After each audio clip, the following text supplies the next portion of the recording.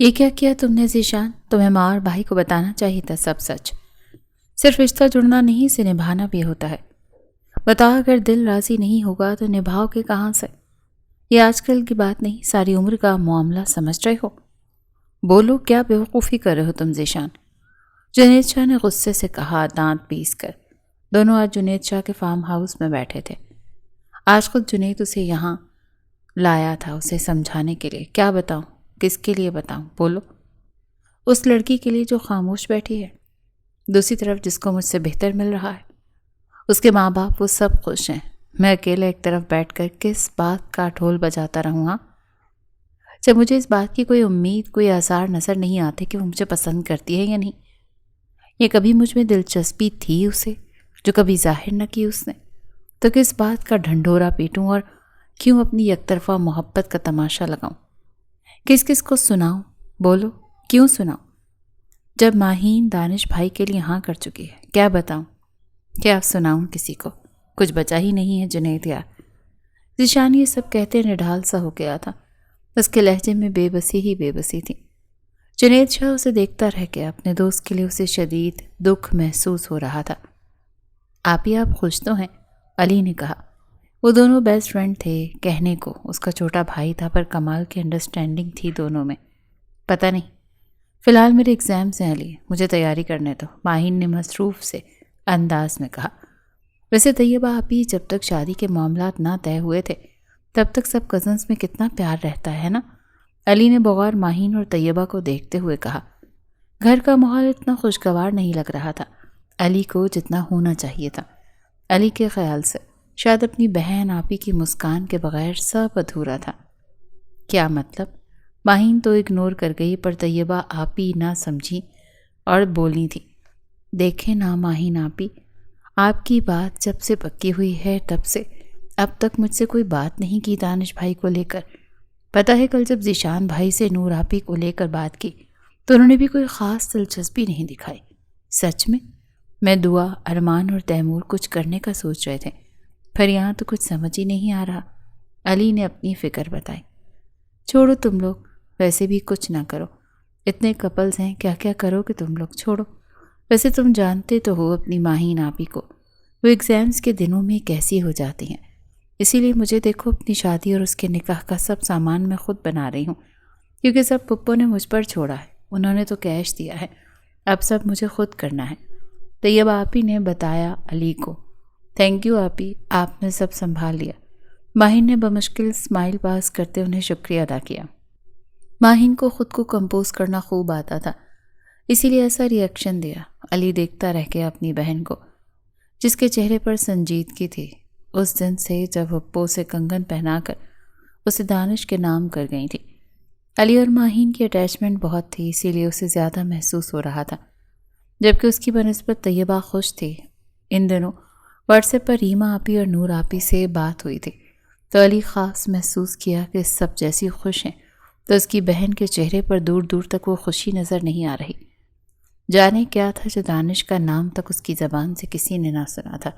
تب سے اب تک سب کی باہمی رضامندی سے یہ ڈیسائیڈ ہوا کہ شادی کراچی میں رکھتے ہیں، کیونکہ سارے رشتہ دار کراچی میں تھے۔ لاہور میں اکا دکا ہی جان پہچان کے لوگ تھے جن سے طاہر کی پروفیشنل جیسی الیک سلیک تھی۔ یہی سوچ کر رجب صاحب بھی تھی۔ طاہر آفندی کے چھوٹے بھائی کا گھر کراچی میں تھا، اسی لیے انہوں نے سوچ لیا کہ وہیں رہ لیں گے، شادی سے 10 دن پہلے آ کر۔ رجب صاحب نے نادر آفندی کے گھر میں قیام کر لیا، کیونکہ شاہدہ کا میکہ تھا۔ یوں رشتہ دار بھی خوش ہو گئے کہ ایک شادی کے لیے دوسرے صوبے تک جانے کی مشقت سے بچ گئے تھے۔ ٹھیک 2 مہینے بعد طیبہ اور شہباز، ریحان اور ریما کی شادی ہونا طے پائی، جبکہ دانش اور ماہین، ذیشان اور نور کا صرف نکاح ہونا طے پایا۔ رخصتی بعد میں ہونی تھی۔ 2 مہینے بعد آخر وہ وقت بھی آیا جب رسموں کا دن آنا شروع ہو گئے تھے۔ طاہر افندی کی ساری فیملی آ گئی تھی 1 ہفتہ پہلے کراچی، جبکہ ذیشان نے بہن کی مائیوں کے دن آنا طے پایا، کیونکہ اس کی جاب کا معاملہ تھا جسے اس وقت دینا تھا اسے۔ مائیوں کی رسم ریما اور طیبہ کے ساتھ تھی۔ لڑکیوں نے ڈھولک پیٹ کر گھر سر پر اٹھا لیا تھا۔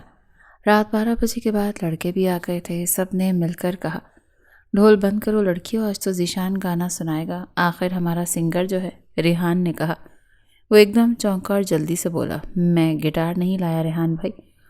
بھائی ہم تو آپ سے بغیر پوچھے اٹھا لائے ہیں، دعا نے ہنستے ہوئے کہا اور تیمور سے بولی، بھائی چائے اٹھا لائیں شانی بھائی کے گٹار۔ پھر واقعی میں وہ کچھ سوچ کر گٹار اٹھا لایا۔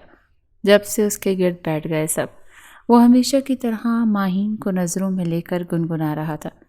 کوئی محسوس کرتا یا نہ کرتا، ماہین کے قدموں کو اس کی نظروں نے گھیرے ہوئے تھا۔ اس کی ہتھیلیاں بھیگنے لگی تھیں، دونوں کی آنکھوں میں نمی تھی۔ کسی نے نور کو پکڑ کر اس کے پاس کاؤچ پر بٹھا دیا۔ اسی لمحے وہ شرمائی سی بیٹھی تھی۔ ماحول کو فسوخیز بنانے کے لیے لائٹنگ مدھم کر دی گئی۔ کسی نے اٹھ کر ماہین کو لگ رہا تھا کوئی اس کا دل ہی چیر رہا ہو جیسے۔ کتنا درد تھا اس کے لہجے میں آج۔ ماہین کا دل اس لفظ پر ساکت سا ہوا، اور وہ جو چلتی ہوئی جا رہی تھی گر جاتی اگر بروقت کسی نے اسے تھاما نہ ہوتا اور گرنے سے بچایا نہ ہوتا۔ میں نے تمہیں درد ہی تو بنا لیا، وہ زیر لب بولی تھی اسی لمحے۔ یہی سوچ کے خاموش رہ جاتا ہوں۔ ذیشان نے گٹار سے ہاتھ ہٹا لیا اور سب کی نظر سامنے کی طرف اٹھی تھی۔ اسی لمحے ماہین گھبرا گئی جب کمر پر کسی اجنبی لمس کا محسوس کر کے وہ چونکی تھی۔ سنبھل کر، دانش نے کہا اور اسے سیدھا کھڑا کر گیا۔ وہ حیرت سے دیکھنے لگی۔ وہ آگے بڑھ کر سب بڑوں سے ملنے لگا۔ طاہر صاحب جن کو شام سے فکر تھی، سب محسوس کیا تھا اور کئی دفعہ پوچھا بھی، پر ٹال گئے۔ اب ان کے چہرے کی رونق دیکھنے کے لائق تھی۔ جب طاہر صاحب کے گلے لگا تو انہوں نے کہا، شکر ہے تم آئے تو صحیح ڈیڈ، آپ غلط کر رہے ہیں میرے ساتھ۔ وہ تنبیہانہ انداز میں بولا تھا۔ طاہر صاحب ہمیشہ کی طرح اس کی اس بات کو اگنور کر گئے اور بولے، چھوڑو، آؤ ماموں سے تو ملو۔ جی ابھی ملتا ہوں۔ وہ ہونٹ بیچ گیا اور بمشکل خود کو نارمل کرتا نادر افندی اور سعدیہ بیگم سے ملا۔ سب جانتے تھے وہ اپنے کام سے شدید مصروف رہتا ہے۔ پہلے اس کی جاب اسلام آباد میں تھی، پھر اپنا بزنس وہ سٹارٹ کر چکا تھا اسلام آباد میں۔ کھانے کا پوچھا گیا تو سہولت سے انکار کر گیا کہ فلائٹ میں کھا چکا ہے، اب صرف گھر جا کر چائے کا ارادہ رکھتا ہے۔ وہ بے نیاز بنا کچھ دیر بیٹھ کر اٹھ کھڑا ہوا جبکہ انوشیر سلگتی نظروں سے گھورنے لگی تھی۔ اسے رہ رہ کر غصہ آ رہا تھا دانش کے سرد رویے کو دیکھ کر۔ ذیشان جو چند لمحے وہاں بیٹھ سکا اٹھ کھڑا ہوا۔ بھائی سے مل کر کسی نے ایک دم اس کا بازو دبوچا۔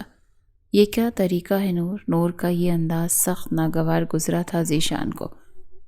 کیا تمہیں سنائی نہیں دے رہا؟ بلا رہی تھی میں تم کو، نور نے غصے سے کہا۔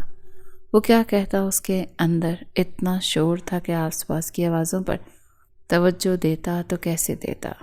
نہیں سنائی دیا، بولو کیا کہنا ہے؟ ذیشان نے ضبط سے کہا جبکہ اس کی ناگواری چھپی نہیں تھی نور سے۔ تم مجھے اگنور نہیں کر سکتے سمجھے؟ نور نے کہا تھا نہ روٹھے پن سے۔ میں اگنور نہیں کر رہا تھا، وہ نرمی سے بولا تھا غصہ ضبط کرتے ہوئے۔ میں تمہاری منگیتر ہوں، پرسوں بیوی بن جاؤں گی۔ مجھے تمہارا سرد انداز اور مجھے ان سنا کرنا پسند نہیں ہے، سمجھے شانی؟ نور نے حکمیہ لہجے میں کہا۔ مائنڈ یور لینگویج نور، آئندہ یہ انداز میں برداشت نہیں کروں گا، ذیشان اب کی سختی سے وارن کرتا ہوا بولا تھا، اور وہ لمبے ڈگ بھرتا چلا گیا۔ وہ دیکھتی رہ گئی اسے جاتا ہوا۔ مام، شانی کا رویہ ٹھیک نہیں میرے ساتھ۔ نور سیدھا اپنی ماں کے پاس آئی تھی۔ تو انہوں نے پوچھا۔ مام کچھ کرے نا، نور نے ان کا اگنور کرنا شدت سے محسوس کیا تھا۔ کیا کروں اب؟ اور اتنا تو کیا ہے تمہارے لیے، اور کیا کروں بولو؟ مام مجھے پورا شانی چاہیے میرا، پلیز کچھ کرے نا، وہ فکر مندی سے بولی۔ نور میری بیٹی، میں نے کس طرح سے اپنی بہن کو منایا ہے اس رشتے کے لیے، تمہیں اچھے سے اندازہ ہے۔ ذیشان ماہین کو پسند کرتا تھا، پھر کتنی مشکل سے شاہینہ آپا نے ناممکن کو ممکن کیا ہے جانتی ہوں۔ اب یہ شکوے شکایت میں نہیں کر سکتی اپنی بہن اور بھانجے سے۔ ہر لمحے یہی دھڑکا لگا رہتا ہے مجھے ذیشان کی طرف سے۔ تو ماما، کیا ضرورت تھی دانش بھائی کی شادی ماہین سے کرانے کی؟ ماہین کو ہمارے آس پاس نہیں ہونا چاہیے، یہ ٹھیک نہیں ہوگا میرے اور شانی کے لیے، نور نے تند لہجے میں کہا۔ نور، تم ماہین کی فکر چھوڑو، شانی پر اپنی توجہ رکھو، اس کی ماں نے کہا۔ پر ماما، وہ وہاں ہوگی تو شانی میرا کیسے ہوگا؟ نور کے ہر انداز میں واضح نظر آنے والی خود سری اور خود پرستی تھی۔ ابھی رخصتی نہیں ہو رہی، تم اور شانی تو لاہور میں ہو نا، تو انڈرسٹینڈنگ بنا لینا۔ جہاں تک ماہین کی بات ہے، وہ جب آئے گی تب اپنے شوہر کے ساتھ اسلام آباد رہے گی، تم اس کی فکر چھوڑ کر اپنے رشتے کی فکر کرو، سمجھی؟ انہوں نے اسے سمجھایا۔ جی ماما۔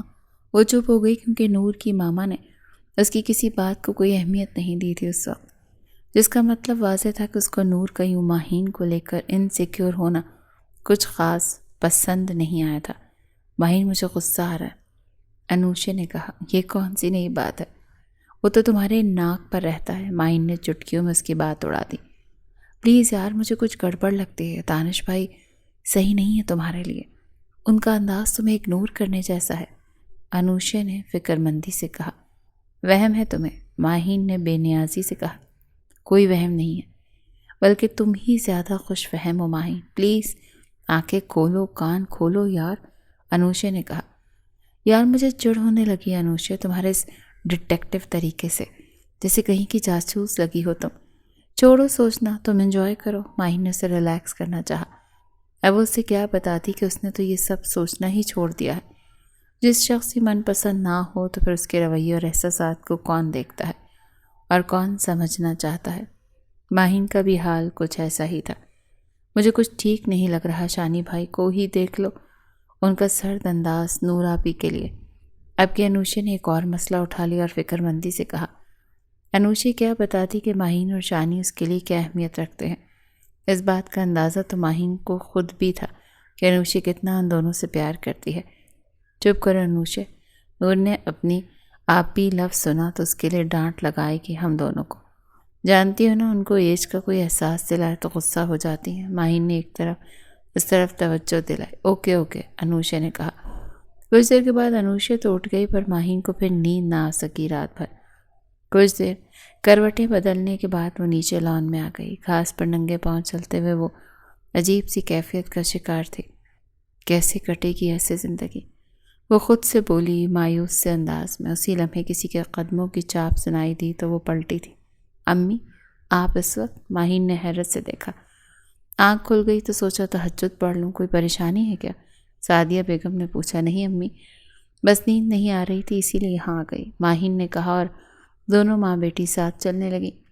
کوئی بات پریشان تو نہیں کر رہی میری بیٹی کو؟ سعدیہ بیگم نے پوچھا تھا چلتے ہوئے۔ ایک لمحے کو قدم تھمے ماہین کے، پھر سنبھل کر بولی، نہیں امی، کوئی پریشانی نہیں۔ وہ خود کو نارمل کمپوز کرتے ہوئے بولی تھی۔ پتہ نہیں کیوں ماہین، مجھے تمہاری فکر رہتی ہے۔ تم میری اور اپنے بابا کی سب سے فرما بردار اولاد ہو، کبھی کسی بات کی شکایت نہیں کرتی تم، ہمیشہ ہمارا سر فخر سے بلند رکھا ہے تم نے خواہش کی تو بس یونیورسٹی جانے کی، وہ ہم نے پوری کی۔ تم نے ہمارا مان ہمیشہ بنائے رکھا۔ مجھے فخر ہے تم جیسی بیٹی پر میری جان، بس اتنا بتا دو کہ تم خوش ہو نا اس رشتے سے؟ عمر کے اس فرق سے پریشان تو نہیں؟ کیونکہ ہمارے اور تمہارے دور میں بہت فرق ہے۔ ہمارے وقت میں یہ فرق یا اس سے بڑا فرق کوئی معنی نہیں رکھتا تھا، پر اب کی بات اور ہے۔ سعدیہ بیگم نے کھل کر اسے اپنے اندیشے سے واضح کیا۔ نہیں امی، مجھے کوئی پریشانی نہیں، مجھے یقین ہے میرے ماں باپ کا فیصلہ میرے حق میں بہترین ثابت ہوگا، ماہین نے مسکرا کر کہا۔ سعدیہ بیگم نے اسے خود سے لگایا۔ میں خوش ہوں امی، ماہین نے جبراً کہا، ورنہ دل کی حالت عجیب تھی اور بیان سے باہر بھی۔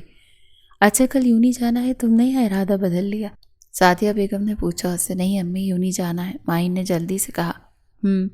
تو جاؤ، آرام کرو، شام میں پارلر کی بکنگ بھی ہے، تمہاری فیشل وغیرہ کی۔ جی امی۔ کچھ دیر بعد ماہین اپنے روم کی طرف بڑھ گئی۔ اب خود کو ہلکا پھلکا محسوس کر رہی تھی کیونکہ ماں سے گلے لگ کر وہ پرسکون ہو گئی تھی۔ اگلے دن وہ یونی سے واپس آئی تو لاؤنج میں نور کو بیٹھا دیکھ کر حیران ہوئی۔ اسے سلام کرتی وہ آگے بڑھ گئی تھی۔ نور نے بے رخی سے جواب دیا اور کہا، رکو۔ جی، وہ رک کر بولی، بہت غرور ہے تمہیں اپنی ایجوکیشن پر، جس کا روب چھاڑنے کا کوئی موقع جانے نہیں دیتی تم۔ نور کے لہجے میں نفرت واضح تھی۔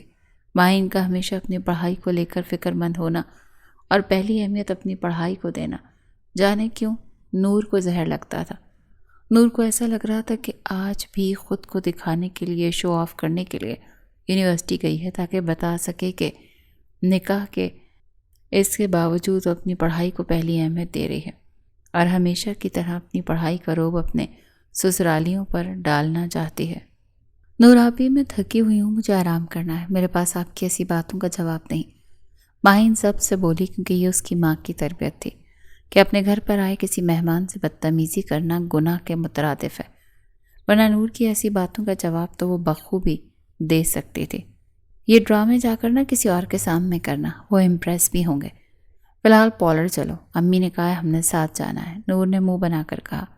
اور ہاں، مجھے آپ ہی کہنے کی ضرورت نہیں، اب اتنی بھی بڑی نہیں ہوں تم سے، اور دوسری بات، کل کے بعد تم صحیح معنوں میں مجھ سے بڑی ہو جاؤ گی رشتے میں، اب کہ وہ جتاتے ہوئے لہجے میں بولی تھی۔ نور کا خوبصورت چہرہ وہ دیکھنے لگی حیرت سے، کیونکہ ماہین کی سمجھ سے باہر تھا کہ اس کا یوں غصہ ہونا۔ کچھ پل بعد وہ سنبھل کر نرمی سے بولی، اوکے، نہیں کہوں گی آپ ہی، پر میں شام میں آ جاؤں گی پارلر، فی الحال میرا کوئی ارادہ نہیں ہے جانے کا۔ اپنے معمولی چہرے کو دیکھو ماہین، تمہیں ضرورت ہے فیشل کی، ابھی چلو سمجھی، آرام ہوتا رہے گا بعد میں، یاد رکھنا تمہارے گولڈ میڈلز کی چکا چاند کوئی حسن نہیں دیں گے تم کو، سمجھی۔ اب کہ نور اس کی دبتی رنگت کو کھلم کھلا چوٹ کر گئی تھی۔ آپ کو کیا گارنٹی ہے آپ کا یہ خوبصورت چہرہ کسی کو چونکا سکتا ہے؟ ماہین اب کے شدت ضبط سے بولی تھی۔ میرا حسن کسی کو بھی چاروں شانے چت کرنے کا کام کر سکتا ہے ماہین، نور نے مغرور انداز میں کہتے ہوئے بال جھٹکے تھے۔ تو پھر بے فکر ہو جائیں، میرے میڈلز کی بھی چکا چوند میرے ماتھے کو چمکائے رکھے گی۔ اوکے، ٹیک کیئر، شام کو ملتے ہیں۔ ماہین کہہ کر کمرے سے باہر نکلی۔ سامنے دانش کو دیکھ کر چند پل کو سانس رک گئے۔ سلام کر گئی ماہین۔ جب کچھ سمجھ نہ آیا تو وہ مناسب لہجے میں سلام کا جواب دیا دانش نے، اور اگلے پل وہ اپنے روم کی طرف بڑھ گئی اور وہ اسے جاتا دیکھتا رہ گیا۔ وہ اندر آئے تو نور جلدی سے بولی، میں نے ماہین کو کہا کہ آپ ہمیں پارلر لے کر چل رہے ہیں، پر وہ صاف منع کر گئی ہے دانش بھائی۔ تو تم چلو، مجھے دیر ہو رہی ہے، دانش نے بغیر تبصرہ کیے بولا۔ نور مسکرا کر آگے بڑھی، اگر میں خوش نہ رہی تو ماہین تم کو بھی خوش رہنے کا کوئی حق نہیں، شانی میرا نہ ہوا تو تم بھی دانش بھائی کو ترسو گی، وہ دل ہی دل میں بولی تھی۔ ماہین اپنے روم میں جا کر لیٹ گئی۔ تھکن سے برا حال تھا پر نیند آنکھوں سے کوسوں دور تھی۔ دل کو ٹٹولا تو خالی پن کا احساس شدت سے ہوا۔ کیسے گزرے گی یہ انچاہی زندگی؟ کیوں اور کیسے ہو گیا یہ سب؟ ماہین نے شدت سے سوچا تھا۔ اسی لمحے ایک آنسو ٹوٹ کر آنکھوں سے بہہ نکلا۔ بیوقوف میں تھی جو اس کی شرارتوں کو سچ سمجھ بیٹھی، اس کی آنکھوں میں چھپے جذبات کے سمندر کو اپنے لیے سمجھ بیٹھی۔ غلطی میری تھی شانی، جو تم سے اتنی امیدیں باندھ بیٹھی۔ کتنا آسان لگتا تھا تمہیں پانا، پر آج پتہ چلا تم پاس ہو کر بھی مجھ سے بے انتہا دور ہو۔ اسی لمحے دروازہ کھلا، وہ آنکھوں پر بازو دھر کر سوتی بن گئی، کیونکہ اپنی ٹوٹی بکھری حالت کسی کو دکھانا نہیں چاہتے تھے۔ ماہی بیٹا سو گئی اتنا جلدی؟ اتنا کہتی سعدیہ بیگم بڑبڑانے لگی اور دوبارہ بولی، اف یہ لڑکی بھی نہ عقل ہے نہ سمجھ، دانش آیا تھا اسے پارلر لے جانے، حد ہے لاپرواہی کی۔ سعدیہ بیگم چیزیں سمیٹ رہی تھی، ساتھ ساتھ ماہی کو افسوس ہوا اپنی بے وقوفی کا سوچ کر۔ سعدیہ بیگم تو چلی گئیں روم کا دروازہ بند کر کے، جبکہ ماہین کچھ دیر سوچتی رہی کہ نور نے کتنی چالاکی سے اسے بتایا بھی نہیں دانش کے چلنے کا، پر نور کو کیا ملا یہ سب کر کے، ماہین نے سوچا۔ پھر دانش کے ری ایکشن کا خیال آیا اور افسوس ہوا اپنے نہ جانے کا۔ جانے کیا سوچیں گے دانش میرے بارے میں؟ اسی شش و پنج میں ماہین کب نیند کی وادیوں میں اتری پتہ ہی نہیں چلا۔ شام کو وہ اپنے چھوٹے بھائی کے ساتھ پارلر چلی گئی۔ وہاں جا کر دیکھا تو اس کی آپی اور بھابھی کا مہندی کا میک اپ ہو رہا تھا۔ آپی اسے دیکھتے ہی شروع ہو گئی، ماہین اتنا لیٹ آئی ہو؟ شام 5 بجے کی اپائنٹمنٹ تھی تمہاری اور اب دیکھو 7 بج رہے ہیں۔ سوری آپی، سو گئی تھی، ماہین نے شرمندہ ہو کر کہا۔ مجھے تو تمہاری سمجھ نہیں آتی، یہ آج کے دن یوں نہیں جانا ضروری تھا کیا؟ طیبہ آپی نے کہا۔ اس کو کچھ کہنا فضول ہے، اسے پڑھائی کے آگے کوئی نظر ہی نہیں آتا، حتیٰ کہ میرا بھائی بھی نہیں، بھابھی نے نرم لہجے میں بھرپور طنز کیا تھا۔ ماہین نے چپ رہنا بہتر سمجھا۔ اسی لمحے پارلر والی اسے لے گئی فیشل کے لیے۔ وہ چیئر پر ایزی ہو کر بیٹھ گئی۔ کچھ لمحوں کے بعد نور نے آ کر کہا، بہت لیٹ کر دی تم نے آنے میں تو جا رہی ہوں شانی کے ساتھ گھر۔ اسی لمحے ماہین نے آنکھیں کھول کر بولی تھی، گڈ، اسی لیے دن میں آپ نے دانش کا بتایا نہیں تاکہ واپسی میں ساتھ نہ چل سکوں تم لوگوں کے۔ تم تو واقعی بہت سمجھدار ہو ماہین، ٹیک کیئر، بائے۔ نور ہنستی مسکراتی نکل گئی۔ ماہین نے دوبارہ آنکھیں موند لیں افسوس سے، اسے نور کی چھوٹی سوچ پر افسوس ہوا تھا۔ نور مسکراتی ہوئی باہر نکلی تو ذیشان کو فرنٹ سیٹ پر دیکھ کر کھل کر مسکراتی آگے بیٹھنے لگی۔ اسی لمحے ذیشان بولا، آگے دانش بھائی کو سیلون سے پک کرنا ہے، پیچھے بیٹھو تم۔ نور جو جانے کتنا کچھ سوچے بیٹھی تھی، دانش کا سن کر پیچھے بیٹھ گئی۔ افسوس ہوا اسے۔ ذیشان سے ایک دو بار بات کرنے کی کوشش کی نور نے، جس کا جواب دے کر وہ چپ ہو جاتا۔ ایسا لگ رہا تھا جیسے کسی نے اسے زبردستی بھیجا ہو۔ شانی، تمہیں کس طرح کی مہندی پسند ہے؟ نور نے پوچھا کچھ لمحوں کے بعد۔ مجھے تو مہندی ہی پسند نہیں، باقی جو تم کو مناسب لگے، شانی نے بے نیازی سے کہا۔ مجھے تو مہندی بہت پسند ہے شانی، نور نے کہا۔ تو لگوا لو، میں نے روکا تو نہیں ہے، شانی نے کہا اور بجتے موبائل کو کان سے لگا گیا۔ کال ریسیو کر کے بولا، ہیلو جی بھائی، بس پہنچنے لگا ہوں، آپ باہر آ جائیں۔ ذیشان نے اتنا کہہ کر کال کاٹ دی۔ شانی، تم خوش نہیں ہو؟ نور کے اچانک سوال پر وہ چونکا۔ دونوں کی نظریں مرر سے ملی تھی اس لمحے۔ بہت جلدی نہیں؟ تم کو خیال آیا اس سوال کا جس کے جواب کے معنی ہی نہیں رہے؟ اب تو نور صاحبہ کل نکاح ہے۔ بے معنی باتوں کا جواب ذیشان کب دیتا؟ کبھی۔ اتنا تو پتہ ہونا چاہیے تم کو۔ سو یہ فکر کا ڈرامہ تم رہنے ہی دو نور۔ ذیشان کے ہر ایک لفظ میں زہر آمیز نفرت تھی۔ ایک لمحے کو نور کی روح کو جھنجھوڑ دیا اس کی آواز نے۔ اسی لمحے جھٹکے سے گاڑی رکی اور دانش آ کر بیٹھا تو شانی اور نور نے سلام کیا اور دانش نے جواب دیا دونوں کو۔ نور اور شانی کی بات ادھوری رہ گئی اور گاڑی میں مسلسل دانش کی آواز ہی گونج رہی تھی، جو موبائل کان سے لگا اس وقت بھی اپنے کام کر رہا تھا، اور اس کی پروفیشنلزم کا اندازہ نور کو اچھی طرح سے ہو رہا تھا۔ رات کو مہندی کے فنکشن میں پہلی منگنی کی رسم ادا ہوئی، دانش اور ماہین کی، اور ساتھ ہی ساتھ ذیشان اور نور کی۔ پھر کھانا لگا اور کھانے کے بعد صرف 2 کپلز کی مہندی کی رسم ادا ہوئی۔ اب نور اور ماہین ریلیکس ہو کر بیٹھی تھیں۔ ماہین تو مسلسل اسٹیج پر ہی تھی، کیونکہ ایک طرف بہن کی رسم ہو رہی تھی تو دوسری طرف بھائی کی۔ خود پر مرکوز نظریں محسوس کرتی وہ چوکی پر نظر گھما کر دیکھا تو کسی کو نہ پایا، اور اپنا وہم جان کر دوبارہ طیبہ کے ساتھ مصروف ہو گئی۔ اسی وقت پپو نے اسے بلایا تو وہ ان کے پاس آ کر کھڑی ہو گئی۔ ادھر ادھر دیکھ کر پپو بولی، دن کو دانش آیا تھا، تمہیں پارلر جانا چاہیے تھا اس کے ساتھ ماہین۔ سوری پپو، تھکی ہوئی یونیورسٹی سے آئی تھی، اوپر سے مجھے پتہ نہیں تھا کہ دانش آئے ہیں۔ ماہین نے آسان لفظوں میں واضح بات کی۔ اب وہ ان کو اپنی اور نور کی گفتگو بتانے سے رہی۔ ماہین، اب تمہیں ان باتوں کا خیال رکھنا چاہیے، پپو کے لہجے میں واضح تنبیہ تھی۔ ان کی بات ناگوار لگنے کے باوجود ماہین نے جواب میں کہا تو لہجہ نرم تھا، جی پپو۔ وہ خاموشی سے دیکھتی رہی ارد گرد۔ اس کا یہ بے نیازی والا انداز پپو کو ناگوار گزرا۔ پپو اس کے ضبط کے انداز سے بھی خائف ہوئی تھی۔ پھر سب رسموں کے دوران وہ بیزار ہی رہی۔ دوسری طرف نور خوشی سے پھولے نہیں سما رہی تھی، کیونکہ کل ذیشان اسے مکمل حاصل ہونے لگا تھا۔ اس سے زیادہ خوشی کی اور کیا بات ہو سکتی ہے؟ کیا واقعی اس طرح خوشیاں کبھی نصیب ہوئی ہیں کسی کو؟ بھلا اتنا آسان ہے کسی کا پیار چھین لینا، کسی اور کا نصیب چھین لینا؟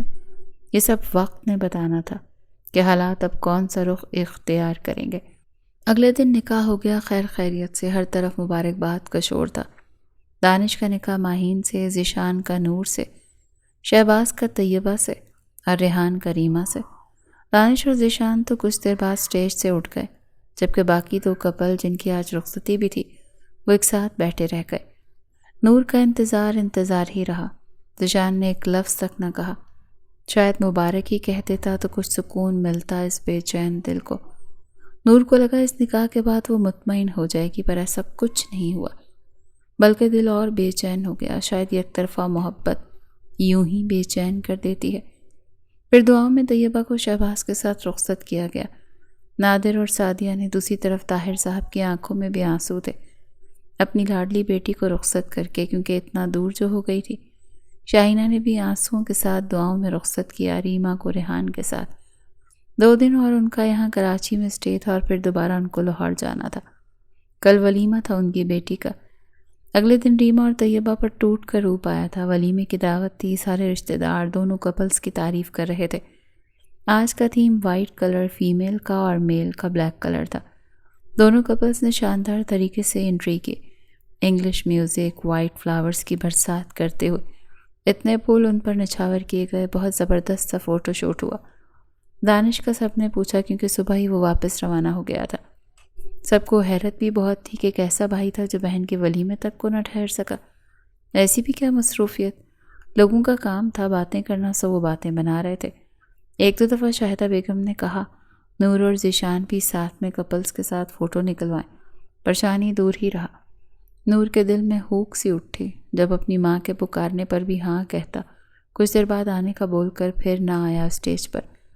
یہ فنکشن بھی خیر خیریت سے گزر گیا، پر دانش کی غیر موجودگی کا جواب اس کی ماں باپ اور بھائی بہن دیتے رہے، جبکہ ماہین سے کم ہی لوگوں نے سوال کیا کیونکہ وہ کم ہی کسی سے بات کرتی تھی۔ وہ اپنے آپ میں مگن رہنے والی لڑکی تھی، نہ کسی سے پرسنل سوال پوچھتی تھی اور نہ کسی کو جواب دینے کی خود کو پابند سمجھتی تھی۔ ماہین کمپوزڈ ہو کر بیٹھی رہی، کافی دیر بیٹھی رہی اپنی بہن کے پاس، جبکہ اس کی بنسبت نور کے چہرے کی بے چینی واضح تھی۔ اسے شانی کا یہ اگنور کرنا رویہ برداشت سے باہر تھا۔ فی الحال وہ کچھ بھی کہنے کی پوزیشن میں نہیں تھی۔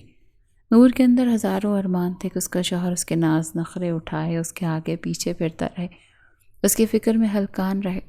ایک دن میں اتنا وہ سمجھ گئی تھی کہ وہ شانی کا نام تو اپنے ساتھ جوڑ گئی ہے، پر اسے اپنے حساب سے چلا نہیں سکتی۔ چیز اسے بے چین کر گئی تھی۔ اسے زیادہ تکلیف ماہین کے پرسکون بیٹھنے کے رویے کی تھی، کیونکہ اسے دانش کا عجیب رویہ محسوس نہیں ہو رہا۔ وہ کیوں ایسی تھی، وہ خود ایسی کیوں نہیں، اس بات کا دکھ ہو رہا تھا۔ 3 سال بعد اب رخصتی کروا لینی چاہیے، طاہر افندی نے کہا اپنے لاڈلے بیٹے دانش سے۔ کیوں اتنی جلدی کیا ہے ڈیڈ؟ اس کے چہرے پر شدید ناگواری کے تاثرات تھے۔ دیکھنے سے صاف ظاہر ہو رہا تھا کہ وہ یہ بات کرنا بھی نہیں چاہ رہا، نہ ہی اس وقت اسے امید تھی کہ اس کا باپ یہ بات کرے گا۔ اگر اسے پتہ ہوتا تو شاید وہ یہاں پر اس پل ہوتا ہی نہیں۔ جلدی کیا ہے، نکاح کو ہوئے 3 سال سے اوپر ہو گئے ہیں، اب رخصتی ہو دی جانی چاہیے۔ ان کی فکر دیکھنے کے لائق تھی تو وہ آئیبرو اچکاتا ہوا بولا، مجھے تمہاری سمجھ نہیں آتی، کیا ضرورت تھی اسے MBA کی اجازت دینے کی؟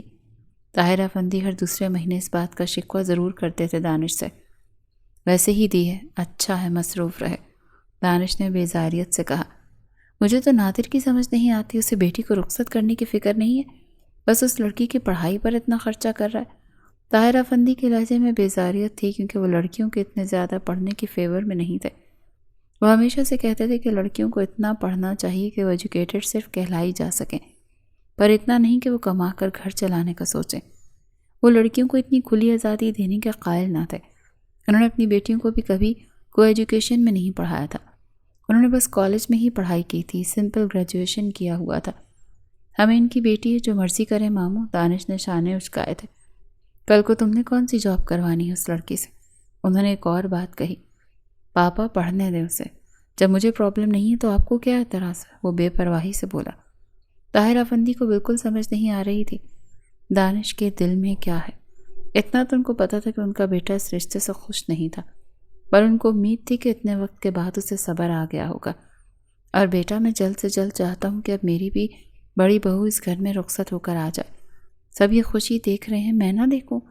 نادر مجھ سے چھوٹا ہے، وہ دادا بن گیا، اور میں ابھی تک ایسی خوشخبری سے محروم ہوں۔ اب میرا بھی دل چاہتا ہے کہ مجھے بھی دادو کہنے والا کوئی ہو۔ طاہر افندی نے اپنی خواہش کا اظہار کرتے ہوئے کہا، اور اپنے آخری لفظوں پر تصور کی آنکھ سے مسکرائے بھی تھے، جس پر بھی دانش نے کوئی خاص ریئیکٹ نہیں کیا تھا۔ تو بس اتنا کہ آپ کی پسند سے نکاح کر تو لیا، کیا یہ بہت نہیں ہے کہ آپ کی خواہش کے مطابق اب آپ کی خاندانی بہو ہی آئے گی اس گھر میں؟ طاہر افندی کو دانش کا یہ انداز بہت ناگوار گزرا، پھر بھی ضبط کرتے ہوئے بولے، جب اتنی باتیں مانتے ہو تو یہ بھی مان لو، اب رخصتی ہو جانی چاہیے۔ دیکھتے ہیں پاپا، سوچ کر بتاؤں گا، فی الحال کچھ نہیں کہہ سکتا کیونکہ بہت زیادہ مصروفیات ہیں، کیونکہ ابھی تو مجھے دبئی بھی جانا ہے، بہت ضروری کام ہے میرا وہاں سے واپس آ کر سوچوں گا، پھر دیکھتے ہیں۔ اس بار بھی وہ انہیں ٹالنے میں کامیاب ہو گیا تھا۔ طاہر افندی کو اپنے بیٹے کی بڑھتی عمر کا افسوس ہو رہا تھا، جبکہ دانش ان سب چیزوں سے لاپرواہ ان کو لگا۔ ہر وقت اپنے بزنس کی فکر میں رہتا، اس کا اٹھنا بیٹھنا بڑے لوگوں میں تھا۔ کمپنی کا وہ کنٹری مینیجر تھا، مارکیٹنگ میں ہی اس کا کام تھا، اسی لیے بولنے کا ہنر اسے آتا تھا۔ آج تک کبھی وہ بولنے میں کسی سے ہارا نہیں، ہر جگہ اس کا ڈنکا بجتا تھا۔ وہ آج تک کبھی کوئی ڈیل کرنے گیا ہو ناکام لوٹا ہو، یہ ناممکن تھا۔ طاہر افندی کو ہر کوئی یہی کہتا تھا، خاندان میں سب سے زیادہ لائق ان کا یہ بیٹا ہے۔ طاہر افندی کا فخر تھا ان کا یہ بیٹا۔ دانش دبئی سے آیا تو 2 دن پہلے پر آج ہی لاہور پہنچا تھا۔ سب اس سے مل کر خوش تھے اور سب کے لیے وہ تحفے لایا تھا، پر طاہر افندی کے ملنے کے انداز سے وہ سمجھ گیا تھا کہ وہ اس سے ناراض ہیں۔ اس وقت تو وہ کچھ نہیں کہہ رہے تھے، پر وہ جانتا تھا کہ کچھ وقت کے بعد ضرور وہ اپنی ناراضگی کا اظہار کریں گے، اور آخرکار یہ موقع رات کو ان کو مل گیا جب دانش ان کے پاس بیٹھا اکیلا۔ مجھے تم سے یہ امید نہیں تھی کہ مجھ سے پوچھے بغیر تم اتنا بڑا فیصلہ کر لو گے۔ ان کے لہجے سے ناراضگی صاف ظاہر تھی۔ میں سمجھا نہیں بابا کس فیصلے کی بات کر رہے ہیں؟ دانش نے پرسوچ انداز میں کہا۔ اچھا تو پھر تم نے کیوں ماہین کو جاب کرنے کی اجازت دی جبکہ تمہیں پتہ ہے کہ مجھے یہ پسند نہیں؟ طاہر افندی کا لہجہ سخت تھا۔ پاپا، ماموں کا فون آیا تھا، انہوں نے پوچھا تو مجھے مناسب نہ لگا انکار کرنا، تو میں نے کہہ دیا مجھے کوئی اعتراض نہیں۔ ماہین ان کی بیٹی ہے، جو مرضی کرے وہاں رہ کر۔ دانش نے لاپرواہی سے کہا، اس کے انداز میں بیزاریت تھی، جیسے سے کوئی فرق ہی نہیں پڑتا اس کی جاب کرنے یا نہ کرنے سے۔ دانش، میری ایک بات کان کھول کر سن لو، ماہین کے یہاں آنے کے بعد جاب کا سوچنا بھی مت، کیونکہ اس گھر کی یہ روایت نہیں ہے۔ یاد رکھنا تم اور تمہاری بیوی بھی اسی روایت پر چلیں گے، انہوں نے سختی سے کہا، جس پر دانش نے صرف کا تاثر دیا۔ اب رخصتی ہونی چاہیے، میں نادر سے ان قریب بات کرنے لگا ہوں، تم بھی اپنا مائنڈ بنا لو، اتنا وقت نکاح کو لٹکائے نہیں رکھتے، سمجھے تم؟ طاہر افندی نے 2 ٹوک کہا۔ تو آپ کو بھی کیا سوجی تھی؟ منگنی تک ٹھیک تھا، ڈائریکٹ نکاح عجیب مصیبت ہے، دانش نے چڑھ کر کہا۔ کیا مطلب اس بات کا؟ انہوں نے پوچھا۔ کچھ نہیں، بس ویسے ہی۔ میں جانتا ہوں تم ٹالتے آ رہے ہو رخصتی جان بوجھ کر، اس بار انہوں نے ڈائریکٹ بات کی تھی اور یہی سوچا تھا کہ صرف صاف لفظوں میں بات کرے گا، اور کہہ دیا وہ اس کے ارادوں سے واقف ہیں۔ سمجھ رہے ہو تو پھر کہے کیوں رہے ہیں؟ دانش نے بھی ڈائریکٹ کہا تھا۔ بس تمہارے منہ سے سننا چاہتا ہوں، زبانی تصدیق سے کیا فائدہ؟ دونوں دو بدو بولے۔ بس مجھے اندازہ ہو آخر چاہتے کیا ہو تم؟ انہوں نے کہا۔ جو میں چاہتا تھا وہ آپ نے کیا کب؟ آپ کے دانش کے لہجے کی یاسیت تھی۔ ان کے کچھ کہنے سے پہلے وہ دوبارہ دانش بولا۔ کیوں؟ ایسا کیا انوکھا کہا تھا میں نے؟ جان تو نہیں مانگ لیا تھا، ایک اپنی پسند ہی بتائی تھی، بغیر دیکھے ملے صاف انکار کر دیا آپ نے ڈیڈ۔ جب کوئی بات اسے ہرٹ کرتی ہے یا وہ طاہر افندی پر جتانا چاہتا تو ہمیشہ ڈیڈ کہتا تھا، پاپا نہیں۔ ہاں تو صاف بتایا تھا خاندان سے باہر کی اجازت نہیں دے سکتا تم کو۔ تم میرا فخر توڑنا چاہتے تھے، جو مجھے کسی صورت منظور نہیں تھا۔ طاہر افندی کے لہجے میں اپنے خاندان کی اکڑ تھی۔ خاندان، مجھے نفرت ہے اس رٹ سے۔ کب دیکھا ہے آپ نے مجھے ان سے گلتے ملتے؟ کیا مصیبت ہے یہ خاندان، اور کیسی ان کی روایات؟ اب کہ دانش کا لہجہ تیز ہوا تو طاہر افندی نے بھی اتنے ہی شدید غصے بھرے لہجے میں کہا کہ بس اب میری تمہاری نہیں سنوں گا، میں نادر افندی سے بات کر رہا ہوں اور جلد ہی رخصتی کی تاریخ لے رہا ہوں، اور یاد رکھنا میں تمہاری طرف سے کوئی بھی اعتراض نہیں سنوں گا۔ رخصتی ہوگی اگلے مہینے ہی ہوگی، اور اس سے زیادہ دیر نہیں کر سکتا میں۔ دانش غصے سے اٹھ کر چلا گیا اور وہ اسے جاتا ہوا دیکھتے رہ گئے۔ کتنے لمحے وہ حیرت سے اپنے سامنے پڑے سامان کو دیکھتی رہی۔ آج ہی طاہر افندی اور شائستہ بیگم آ کر شادی کی تاریخ بھی طے کر گئے، ساتھ ہی 5 لاکھ نقد دے کر مٹھائی کے ساتھ۔ اب وہ خود کی پسند کا شادی کا جوڑا لے اور بری کا سامان بھی، اس کے علاوہ گولڈ کا سیٹ اور چوڑیاں بھی دیں۔ اس وقت شگن کے طور پر 4 جوڑے اور ساتھ میں مہندی کے اور کانچ کی چوڑیاں بھی تھیں۔ وہ صبح کی فلائٹ سے پہنچے تھے اور رات 8 کی فلائٹ سے واپسی تھی ان کی۔ شادی کراچی میں ہونا طے پائی، جبکہ ولیمہ لاہور میں ہونا قرار پایا۔ ماہین کو گمسم بیٹھے دیکھ کر سامان کو تکتے دیکھ رہی تھی ریما۔ ماہین کو احساس تھا کہ کب آئی اس کی بڑی بھابھی روم میں، کیا چل رہا ہے؟ اس کے ذہن میں بھی ریما سمجھنے سے قاصر تھی۔ کیا ہوا ماہین؟ لگتا ہے رخصتی کا ابھی سے سوچ کر پریشان ہو گئی ہو۔ نہیں بھابھی، ایسا کچھ نہیں۔ وہ جلدی سے اٹھ کر سامان اٹھا کر الماری میں ٹھونسنے کے انداز میں رکھنے لگی۔ مٹھائی سائڈ ٹیبل پر رکھ دی۔ بھابھی کو اس کا یہ انداز اچھا نہ لگا۔ اتنا کچھ دیا تھا اس کے ماں باپ نے، پر ماہین کے چہرے پر نہ خوشی تھی نہ ستائش۔ ریما تو یہی دیکھنا چاہتی تھی کہ اس کے ماں باپ کی تعریف ہو، ان کے اس انداز کو سراہا جائے، پر یہاں ایسا کچھ نہ دیکھ کر مایوس ہو گئی۔ کچھ لمحوں کے بعد غصہ بھی آنے لگا اسے۔ کیا ہوا؟ تم کو پسند نہیں آیا کچھ بھی جو اتنی بیزار ہو؟ لگتا ہے تم ابھی تیار ہی نہیں ہو رخصتی کے لیے۔ ریما نے بات کو ہی گھما دیا اور الگ رنگ دے دیا۔ آپ جانچتی نظروں سے ماہین کے چہرے کو تک بھی رہی تھی۔ نہیں بھابھی، ایسا کچھ نہیں، آپ کو غلط فہمی ہو رہی ہے۔ میں خوش ہوں، وہ جلدی سے بولی۔ لگ تو نہیں رہا۔ باقی تم کہتی ہو تو مان لیتی ہوں، ریما نے کاندھے اچکا کر کہا۔ سچ میں خوش ہوں، ماہین نے اسمائل پاس کرتے ہوئے کہا۔ اب تمہاری مرضی، تم مانو یا نہ مانو، پر میرے ماں باپ نے بری میں گولڈ بھی زیادہ چڑھایا ہے اور کپڑوں کے لیے بہت کیش دے کر تمہاری مرضی پر سب چھوڑا ہے۔ اس سے زیادہ اور کیا چاہیے کسی بھی لڑکی کو؟ ریما کے انداز میں فخر صاف نظر آ رہا تھا۔ جی بھابھی۔ ماہین نے ٹالنے کے انداز میں اس کی ہاں میں ہاں ملائی تھی۔ سعدیہ جو دروازے پر کھڑی تھی دونوں کی ساری گفتگو سنی تھی۔ ان کو ریما کا یہ انداز کچھ خاص پسند نہ آیا، پر انہوں نے کہا کچھ نہیں۔ ریما کی نظر ساس پر پڑی تو چلی گئی، کمرے سے یہ کہتے ہوئے کہ لگتا ہے سمت رو رہا ہے، میں ذرا اسے دیکھ لوں۔ سعدیہ اسے جاتا دیکھتی رہ گئی، جو صاف بہانہ کر کے رفو چکر ہوئی تھی۔ اللہ نے ان 3 سالوں میں ریما کو 2 بیٹوں کی ماں بنا کر اس گھر میں اس کے پاؤں مضبوطی سے جما دیے تھے، جبکہ ماہین کی زندگی ہی تو اب شروع ہو رہی تھی۔ ماہین کو لے کر جانے کیوں سعدیہ بیگم کو 100 وسوسے رہتے تھے، کیونکہ وہ جب بھی پوچھتی دانش سے بات ہوتی رہتی ہے تو ماہین ان کو مطمئن کرتی، جھوٹ بول کر یا بہانے کرتی، تو سعدیہ سمجھ کر بھی خاموش ہو جاتی، کیونکہ بیٹی کو تکلیف نہ ہو، اس کے اندر کوئی اور احساس نہ جاگے کہ وہ شاید انچاہی یا کچھ اور، اس لیے اس کے جھوٹ کی نفی کرتی تھی۔ وہ ماں تھی، ابھی بیٹی کو بے وجہ کسی پریشانی میں نہیں ڈالنا چاہتی تھی، پر ان 3 سالوں میں 4 یا 5 دفعہ کے علاوہ کبھی دانش نہیں آیا، اور آیا بھی تو ایک دن کے لیے آتا، صبح میں آتا اور رات کو فلائٹ سے واپس چلا جاتا۔ جتنا وقت ہوتا یہاں فون پر لگا رہتا، ایسا نہیں تھا کہ وہ باہر نکل جاتا اور چھپ کر فون سنتا، بلکہ وہ سب کے سامنے ہی فون سنتا اور ڈیلنگ کرتا رہتا۔ کبھی کبھی تو فون پر بات کرنے کے ساتھ اپنی ٹیبلٹس پر ان کو ڈیٹیلز بھی بھیج رہا ہوتا، جس سے صاف ظاہر ہوتا کہ وہ کتنا پروفیشنل ہے۔ سب کے چہروں پر ستائش ابھرتی یہ دیکھ کر کہ وہ کتنا سیریس ہے اپنے کام کو لے کر۔ پر ایک ماں کو ان سب باتوں کی کیا سمجھ، وہ تو بس جتنا اسے مصروف دیکھتی اور ماہین سے صرف سلام کے بعد کوئی بات نہیں ہو رہی ہوتی تو وہ اداس ہو جاتی۔ ریما تو زبردستی اس سے فون رکھوا کر اپنی باتیں کر لیتی، پر ماہین تو یہ نہیں کر سکتی تھی، اسی لیے ایک ماں کا فکر مند ہونا تو لازمی تھا۔ ایک بات کا شدت سے احساس ان کو ہو گیا تھا کہ اس دور میں اتنا زیادہ عمروں کا فرق ہو تو شاید 2 فریقوں میں مشکل ہی انڈرسٹینڈنگ پیدا ہوتی ہے۔ شاید یہ عمروں کا فرق ہی کبھی دانش اور ماہین میں انڈرسٹینڈنگ نہیں بننے دے رہا تھا، کیونکہ دانش کا ماہین کی طرف کوئی خاص رجحان نہیں دکھتا تھا ان کو، وہ اس کی طرف دیکھتا بھی نہیں تھا، بات کرنا تو دور کی بات۔ دوسری طرف ان کی بیٹی ان کے کہنے پر کچھ دیر بیٹھ تو جاتی، پھر کام کے بہانے اٹھتی تو دوبارہ بیٹھنے کی زحمت نہ کرتی۔ سیدھی سی بات تھی، جب دانش کو اس کی طرف رجحان ہی نہیں اسے محسوس ہوتا تھا تو وہ کس طرح سے اس سے بات کریں، جب وہ اسے بات کے قابل ہی نہیں سمجھ رہا تھا۔ اب وہ کھل کر اپنی ماں کو کہہ تو نہیں سکتی تھی، اسی لیے ان کی خوشی کے لیے بیٹھ بھی جاتی تھی۔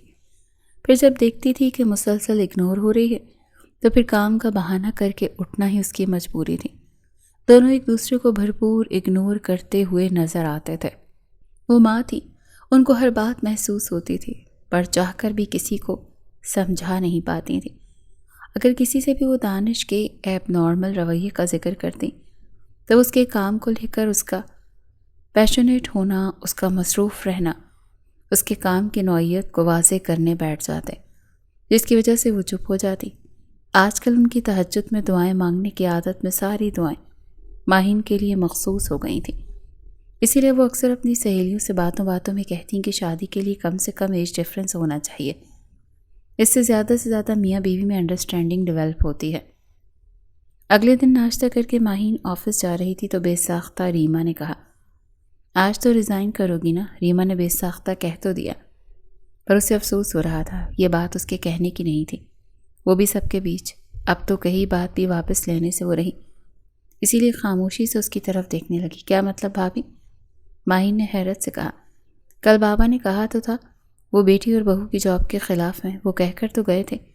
ریما کا کل کا حوالہ دے کر کہا تو ماہین سوچ میں پڑ گئی، یہ بات تو اس کے ذہن سے نکل ہی گئی۔ اس سے پہلے کہ ماہین کچھ کہتی ریحان نے کہا، تم اپنے کام سے کام رکھو، یہ باتیں ماہین اور دانش کے کرنے کی ہیں۔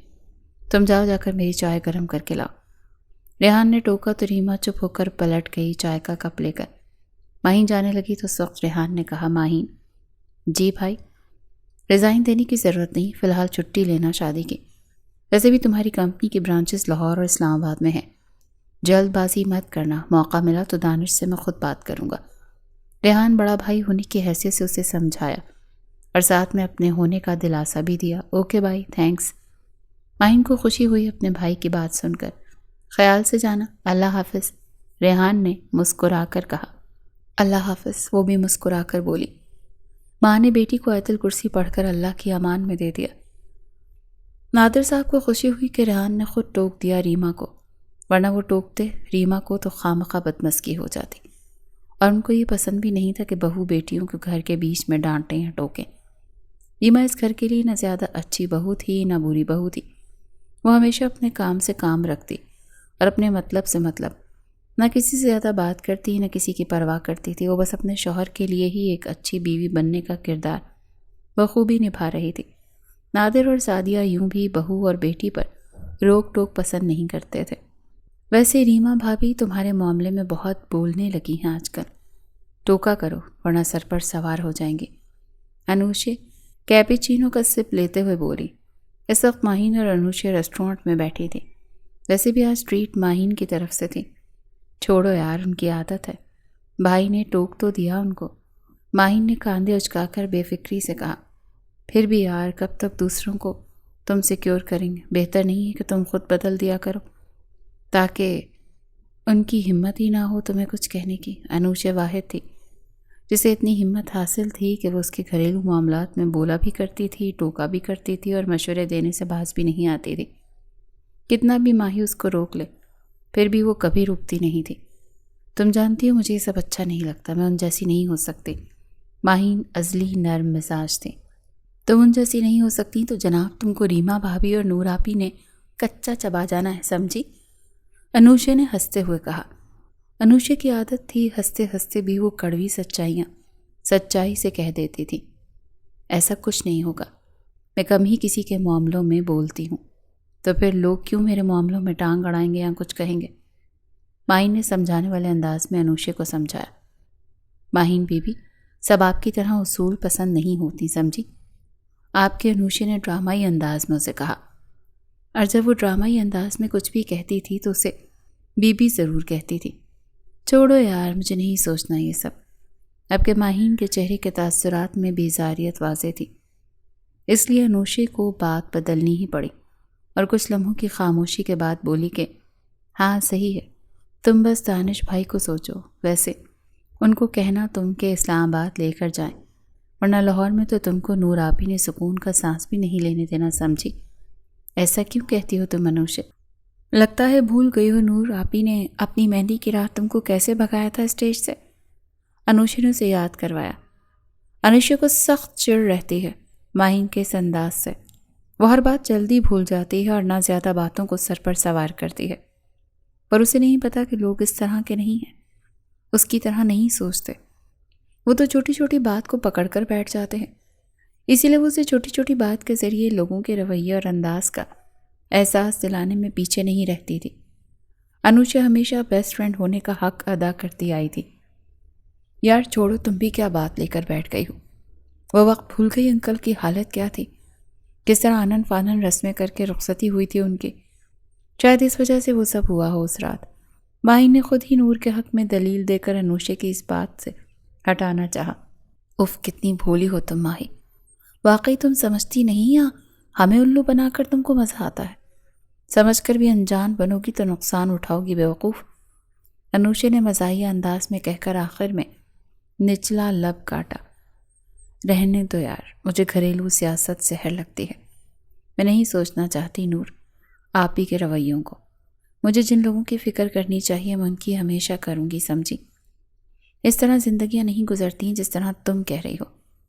اگر سب کی باتیں اور سب کے رویوں کو سر پر سوار کروں گی تو صرف زندگی میں مشکلیں بڑھیں گی۔ اب میں خود کے لیے آسانیاں کروں یا مشکلیں بڑھاؤں، تم ہی بتاؤ۔ اب کے ماہین نے کھل کر اس کی ہر بات واضح کر کے سمجھایا۔ وہ ہمیشہ اپنے نظریے میں کلیئر تھی۔ واہ واہ، کیا بات کہی تم نے، سچ میں دل خوش کر دیا تم نے۔ کیا کہوں تم کو ماہین، سچ میں دانش بھائی کی قسمت چمک جائے گی تم جیسی بیوی پا کر۔ کتنی اچھی سوچ ہے تمہاری، کہاں سے آتی ہے تمہارے پاس اتنی عقل، سچ میں جینیس ہو تم۔ ہائے کاش میں لڑکا ہوتی تو تم سے ہی شادی کرتی، سچ میں چاہے جانے کے قابل ہو تم۔ انوشے دل سے یہ بات کہہ کر آخری بات میں اس کی آنکھ میں شرارت واضح تھی۔ سارا کمال میری امی کا ہے، ہمیشہ کی طرح ماہین نے ایک ہی جواب دیا تو انوشے مسکرائی۔ اسے اپنی یہ بے ضرر سی سہیلی بہت عزیز تھی۔ وہ بتا نہیں سکتی تھی کہ وہ کتنا اس سے پیار کرتی ہے، کتنی فکر رہتی ہے، کیونکہ دانش بھائی کے سرد رویے، سرد انداز وہ بھی محسوس کر رہی تھی۔ اس پر ماہین کا اور اس کا آپس میں بالکل بات نہ کرنا، بلکہ دونوں نکاح جیسے پاک بندھن میں بندھے تھے۔ پھر بھی اتنی دوری کیوں، کال پر تو بات کر ہی سکتے تھے۔ یہ خیال انوشے کا تھا۔ انوشے نے ایک دو بار کوشش کی اسے سمجھانے کی، پر ماہین چکنا گھڑا ثابت ہوئی۔ اس پر سرد سے تاثرات انوشے کو چپ ہونا ہی پڑا تھا۔ ماہین نے جب BBA میں ٹاپ کیا تو MBA میں ایڈمیشن لینے کا سوچا تو سعدیہ، طیبہ، بڑی بھابھی سب نے مختلف طریقوں سے جب اسے احساس دلایا کہ اسے شوہر سے ضرور پوچھنا چاہیے تو مجبوراً اس نے علی سے ڈسکس کیا کہ سب اس طرح کہہ رہے ہیں۔ جب اسے علی نے بھی کہا کہ اسے ضرور پوچھنا چاہیے دانش بھائی سے، تب جا کر وہ مانی۔ واحد علی تھا جس سے وہ اپنے دل کی ہر بات کرتے تھے۔ دونوں میں بے انتہا انڈرسٹینڈنگ تھی۔ اگر کوئی بات ماہین نے اس سے چھپائی تھی تو شانی کو لے کر اپنے احساسات، ورنہ تقریباً ہر مشورہ اس سے کرتی تھی۔ علی کے کہنے کی وجہ سے ہی وہ راضی ہوئی اجازت لینے پر، ورنہ اس کا کوئی ارادہ نہیں تھا۔ پھر علی سے نمبر لے کر دانش کو اس نے کال کی۔ رات کو 8 بجے سے مناسب وقت لگا کال کا۔ تیسری بل پر اس نے کال اٹھائی تو ماہین نے جلدی سے سلام کر کے اپنا نام بتایا کہ کہیں رکھ ہی نہ دے۔ سلام کا جواب دے کر اس نے کہا، خیریت، تم نے کال کی؟ اس کے لہجے میں واضح حیرت تھی۔ وہ جلدی سے بولی، مجھے ایک کام تھا آپ سے۔ کہو۔ ماہین کو لگا شاید بہت مصروف تھا دانش، اسی لیے اتنے مختصر لفظوں میں بات کر رہا تھا۔ مجھے MBA میں ایڈمیشن لینا ہے۔ تو لے لو، ماہین نے بتا کر سوالیہ انداز میں پوچھا۔ ہاں لے لو، دانش اتنا کہہ کر کچھ لمحوں کے لیے چپ ہوا اور کچھ لمحوں کی خاموشی کے بعد بولا، ان فیصلوں کا حق ابھی تک ماموں کے پاس ہے، مجھ سے پوچھنے کی ضرورت نہیں ہے۔ ماہین حیران ہوئی اس کے اس جواب پر، کیونکہ شاید تھوڑی سی امید تھی کہ شاید اس کا رزلٹ ہی پوچھ لے BBA کا، پر اس نے سیدھا اتنا روکھا جواب دیا کہ ماہین کو افسوس ہوا کیوں وہ لوگوں کی باتوں میں آ کر یہ بیوقوفی کر گئی۔ ایک اور افسوس جاگا جب اس نے اسے ٹاپ کرنے پر مبارکباد بھی نہیں دی تھی، تو پھر اپنائیت کا کیا سوال؟ اس کے گھر والوں کو تو بتایا تھا نا ماہین نے، تو پھر ایسا کیسے ہو سکتا ہے کہ دانش کو گھر والوں نے نہ بتایا ہو؟ اس کی خود کی بہن اس گھر میں رہتی ہے تو سیدھی سی بات ہے وہ اس گھر کی ہر بات کی رپورٹ وہاں کرتی تو ہوگی، تو پھر کیسے نہیں پتا ہوگا دانش کو کہ اس کی بیوی نے یونیورسٹی میں ٹاپ کیا، وہ گولڈ میڈلسٹ ہے۔ پھر جب نادر افندی نے سیلیبریشن کی تو سب آئے تھے، اس کے ساس سسر، دعا، شانی اور نور بھی تھے، تو دانش کی طرف سے الگ گفٹ بھی لائے تھے، جبکہ وہ خود نہیں آیا کیونکہ ان دنوں وہ تھائی لینڈ گیا ہوا تھا دوستوں کے ساتھ ٹرپ پر۔